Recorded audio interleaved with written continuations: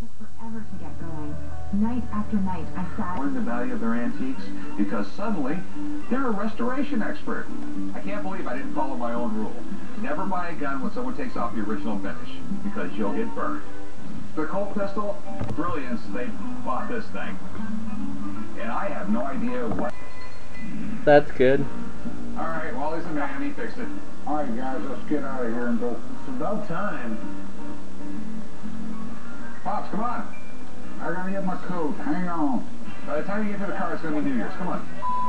You're a pain in my ass, Rick. Huh.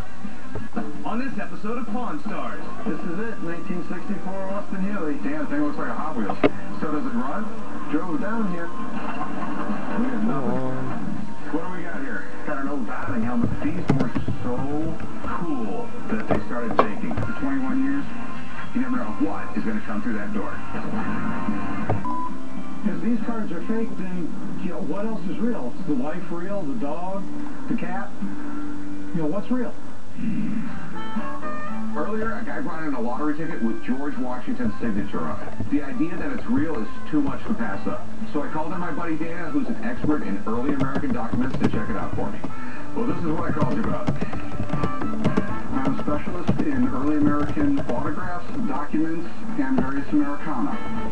The early colonial period lotteries were a way for funding special projects such as building of bridges, restoring buildings, in this case, building a mountain road.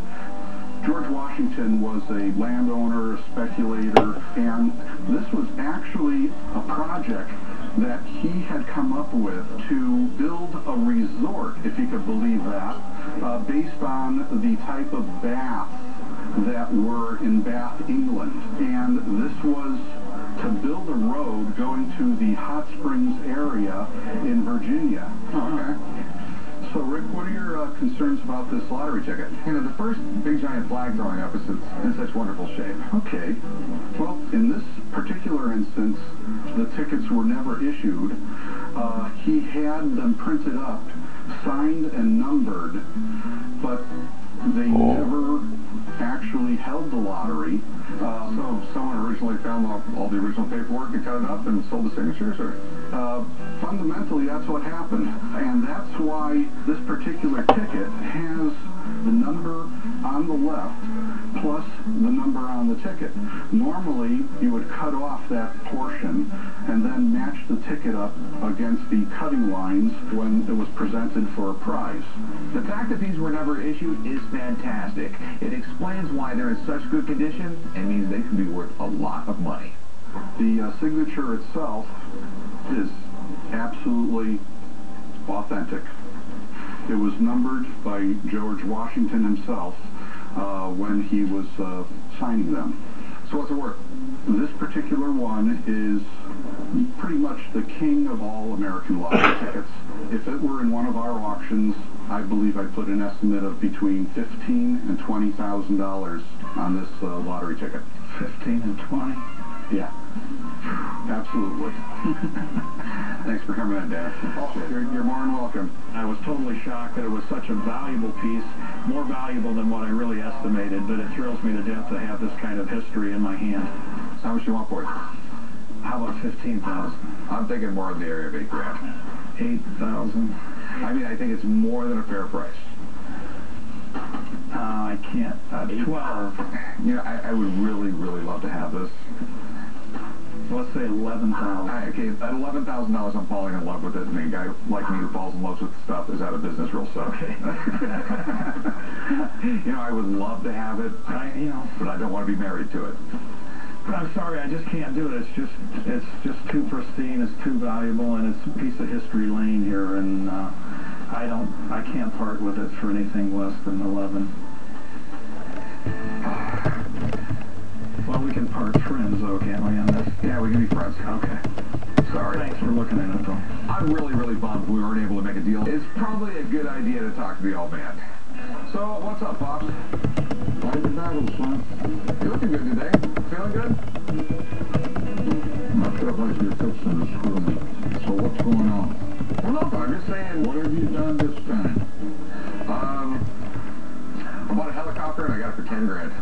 Rick, how in the hell did would you buy a helicopter for 10 grand? Must be a pretty helicopter, dude. It has to be a friggin' basket case. It's not a basket case. It's been wrecked. So someone died in this helicopter. No one died in the helicopter. There's not blood all over it or anything like that. Well, someone had to have died. You don't walk away from a helicopter crash. Well, apparently they both walked away from it. Helicopter? Where the hell are we going to put a helicopter? At times I think he does these things to give me a heart attack so that he can take my share of the business. Anyway, I think I can make money on this thing. This is the deal. I can probably park the thing out and like double our money, or I can fix it and we'll have a badass helicopter. That is one of the stupidest statements I ever heard in my life. Who's going to fix it? Well, I already got it checked out. 100 grand to get it fixed. What's it worth once it's fixed up? I'm thinking like 150 grand. You're thinking. Well, no, Oh, you're assuming, which makes an ass out of you. You forgot the me part. Shut up. You guys are going to put me in my damn grave. No, the helicopter's going to do that. Okay, so do you want to fix it up or not? I want to fix the thing up. I think we can make money on it. What the hell? Go ahead. You're killing me anyhow. You might as well do it in a damn helicopter. I can tell the old man's concerned.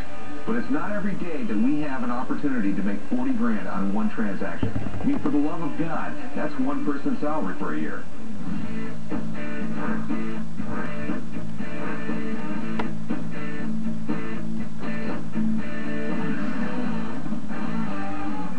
Pawn Stars is the #1 show on cable, and here's why. One of you guys wants to fire this baby. This is a once-in-a-lifetime opportunity. If I can work out a decent price, you're damn right.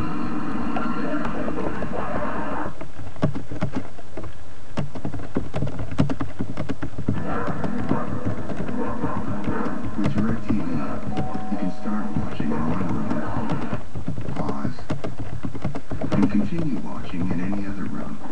Experience it yourself. Get your whole home connected for free. Don't just watch TV, DirecTV.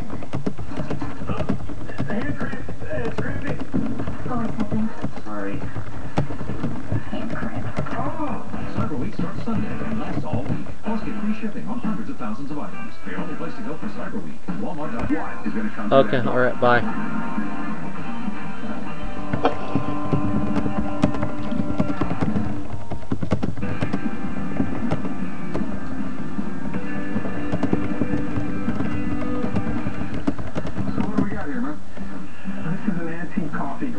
My uncle works at the Department of Sanitation. He picks up a lot of stuff, and about 5 years ago, he gave this to me as a graduation gift, actually. God, he didn't like you that much, did he?